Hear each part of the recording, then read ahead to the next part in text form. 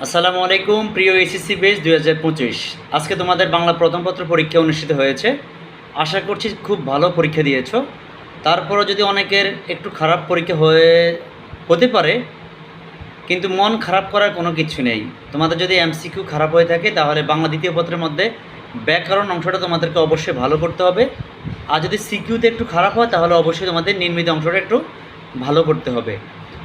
তো ওটার জন্য তোমাদের মন খারাপ না করে বাংলা দ্বিতীয় পত্র পরীক্ষা যেহেতু পরের পরীক্ষাটা, তাই মন খারাপ না করে বাংলা দ্বিতীয় পত্রের জন্য পড়তে বসে যাও, ভালোভাবে প্রিপারেশন নাও।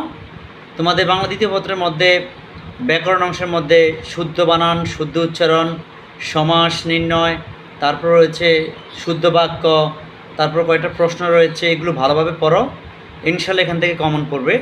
আর যেহেতু নির্মিত অংশের মধ্যে রয়েছে পারিভাষিক শব্দ, অনুবাদ, সারাংশ, সারমর্ম, পত্র, দরখাস্ত, তারপর হচ্ছে রচনা, দিনলিপি, ভাষণ, এই জিনিসগুলো ভালোভাবে একটু প্রিপারেশন নাও, ইনশাল্লাহ তোমাদের বাংলা দ্বিতীয় পত্র পরীক্ষা অনেক ভালো হবে।